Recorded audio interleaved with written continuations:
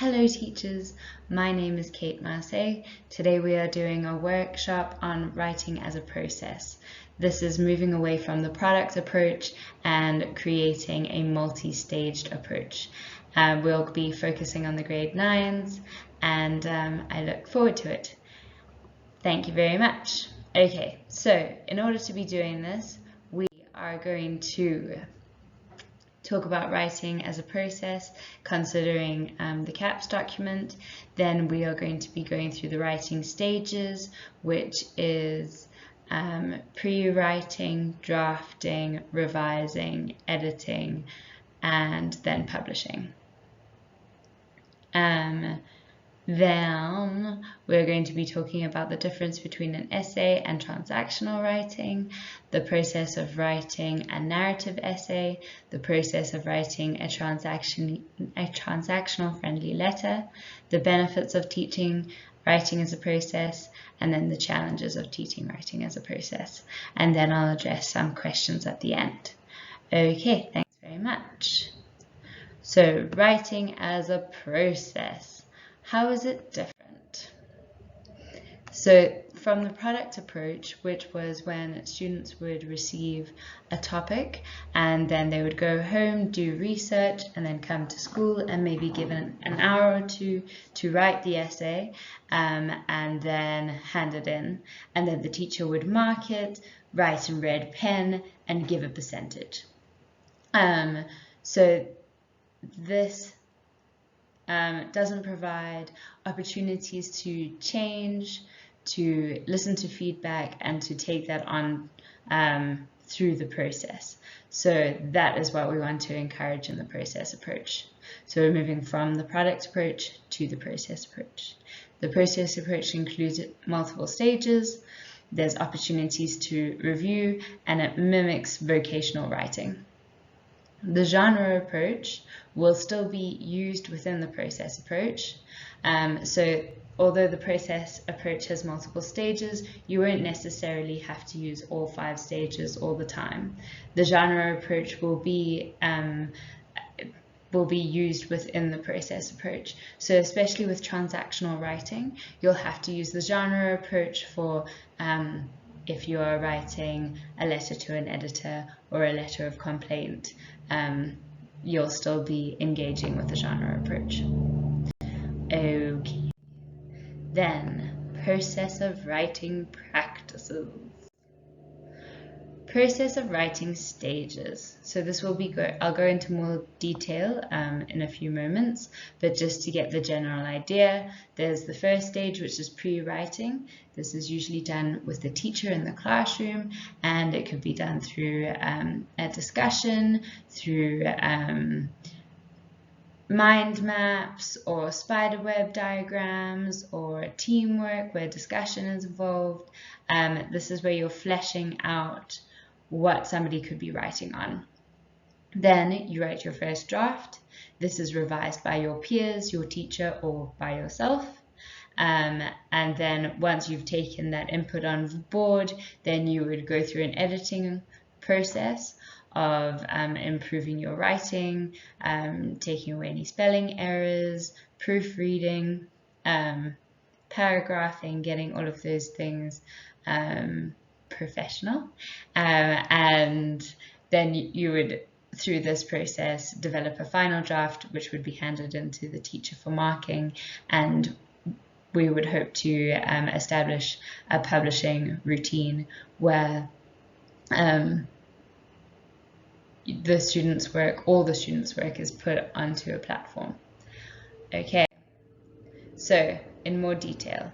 So in the pre-writing stage, you're going to analyze the structure and the language of the genre that you're using. So if you're writing a narrative essay, it's going to be written in one way with a certain sort of language compared to if you're writing a letter of complaint.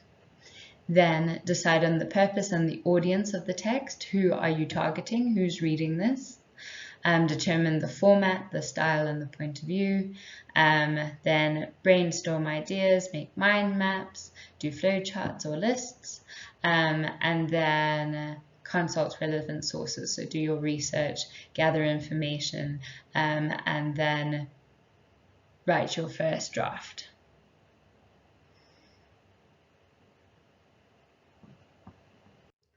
Okay, so now we are drafting. So you're taking your main and supporting ideas from the planning or pre-writing stage, and you are now developing this into your writing.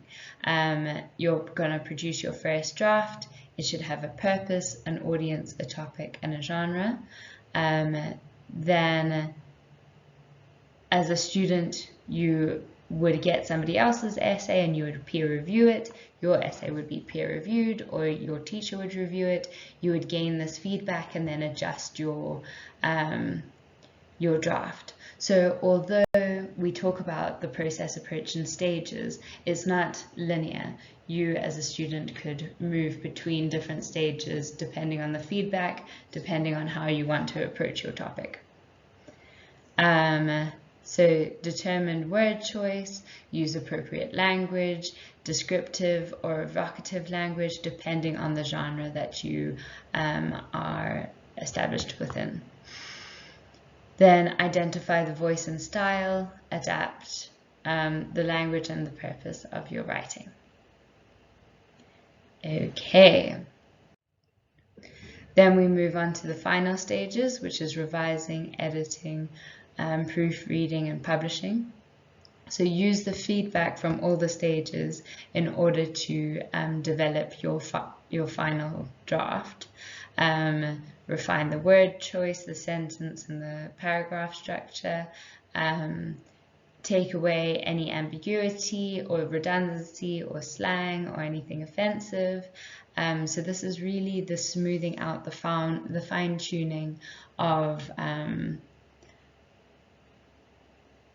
refining your final piece. Evaluate the content, style, and register. Have you achieved the goal that you set yourself as a student? Use punctuation marks, check your grammar, and then prepare your final draft and send this in, present the text. So you could do this as a class, you could present what you've written, you could put this online, there could be multiple ways of publishing the text. This is from. Okay, so what is the difference between writing an essay and writing a transactional piece? So an essay tends to be creative or academic, and a transactional piece mimics a writing skill that somebody as a student needs to develop in order to be an adult in society. So it will be like writing a CV, writing a letter of complaint, writing a thank you letter. These are general writing skills that all students need to establish within school. So an essay is creative, it develops your writing skills. An example could be a story or an academic piece. In grade 9, it should be between 250 and 300 words. And this is one of your 3 writing tasks that you have to do within a term in grade 9. Then a transactional piece is a real life skill, so all students must be proficient at transactional pieces. An example could be a CV or an email or a form, and these skills can develop different opportunities that you face in life. So if you don't have good transactional skills, then you can't argue for yourself in a CV, and you might lose an opportunity for a job that you would be great at. So these should be between 160 and 800 words, and it's also one of your 3 writing tasks. Okay, I'm going to be using the example of a narrative essay for the grade 9s. So a topic could be, what is your first memory? And the way that you would handle this topic would be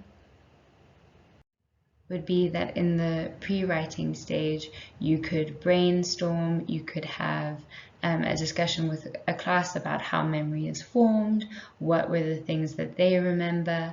I know one of my first memories was being dropped in the snow in Scotland, and it just feeling like I was falling for ages before I felt the ground. So what do you see in those? What's the visualization? I can feel the cold, I can see the white of the snow. These are what you're establishing in the pre-writing stage.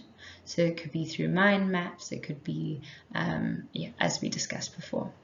Then you write your first draft and you give this to your peer who reviews it and says what ideas were great, what you didn't really understand, ideas that could be elaborated upon, words that should be more evocative. All of those notes can be given, and then you take all of this feedback, you edit your piece, and you devise your final draft. So as we said, you can move between these phases. It doesn't have to be from phase to phase in a linear fashion. And then you would finish your final draft, you would hand this in to get marked, and it would be published. An example of a transactional piece that the grade 9s have to write would be a friendly letter. So this is informal writing. The register would be lackadaisical, very opinionated. Your own interests and your own emotions would be coming through in this piece. So what a topic could be for this would be to write a letter to your past or future self. So how would this be developed through the process stages? Okay, so first of all, you could brainstorm topics and what you would say to your past self or what you would say to your future self with the class. This could be through a class discussion. You could then separate the class into groups and ask them to go into more personal detail. And through this stage, you're also going to discuss the format. What is the format of a friendly letter? Should you put the date on? How should you address the person that you're writing to? Then you move on to the next stage, which is drafting, and you're developing your first draft. You would get this reviewed by your teacher, by your peer, or you could do it yourself as a student, and then take this feedback into the editing and develop a final draft from the feedback from your peers, from the editing through the classwork, and then you develop your final draft. You hand this in to the teacher, and then it is published. So what are the benefits of following the process of writing approach? First of all, it has multiple stages, so there's opportunities to create more considered work than just having a first draft being your final draft through the product approach. So there's opportunities to gain feedback and to produce higher quality writing, hopefully. It mimics life of the writing approach of many writers. It can be encouraging. That feedback can give information about where students went wrong or what they were struggling with, and they can improve their marks and achieve far more in a shortest period of time. And it's also learner-centered and driven. So the learners decide how they're going to develop their topics, how they're going to move forward, what they're going to discuss. It is not teacher-focused. Some of the challenges are that it focuses on creative writing. This can be discouraging for students who are focused on transactional writing and developing those skills. So if English is not where you shine and you want to improve your writing skills so that you can use them in skills where you do shine, it can be frustrating to engage in something so specific to writing skills and vocational writing work. So that can be discouraging for certain students, and it also enforces a specific structure, which isn't necessarily realistic. Some people write a first draft and do planning afterwards. It's not necessary to go through these things in such a structured way. Okay, we are heading to the final stages of our workshop. We just have a Q&A. So I've devised 3 questions that I thought you might find quite interesting. My first one is, if students can choose their own topics, how do you standardize marking? So this is definitely a challenge within the process of writing approach. If students have different lengths of essays, if they have different topics, how do you have a fair, unbiased marking system? So I don't think that there's a true answer to this. I think that it just is a challenge, but the best way of handling it would be to take the encouragement of getting your writing skills in your students to develop, and that being a priority before marking, and marking being a secondary to that. It's very much easier said than done, and teachers are under a lot of pressure. But I think as long as you have the intrinsic attitude of what we're meant to be doing through the process approach, which is establishing good skills and taking it from there, then that is more sustainable to life. And so that's how it should be approached, rather than approached through how can marking be, I wouldn't consider marking to be the main priority there. Then the second question is, in Ferreira, it suggests that students can choose the length of their writing, but this is not reflected in the CAPS document.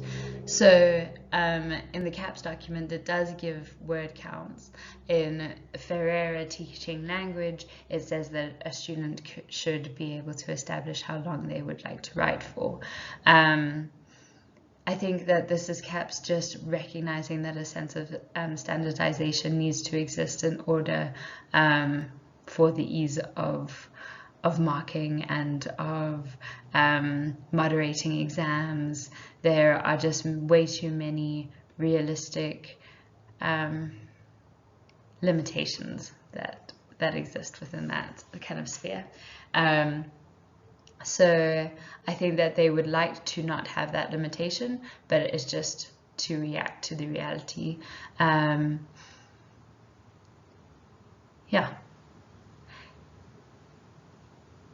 Also, writing to a word count has a lot of value as a writer, and it should be a skill that is enhanced through writing in school. So I don't think it's necessarily a drawback. I think it could be a pro to write for a word count.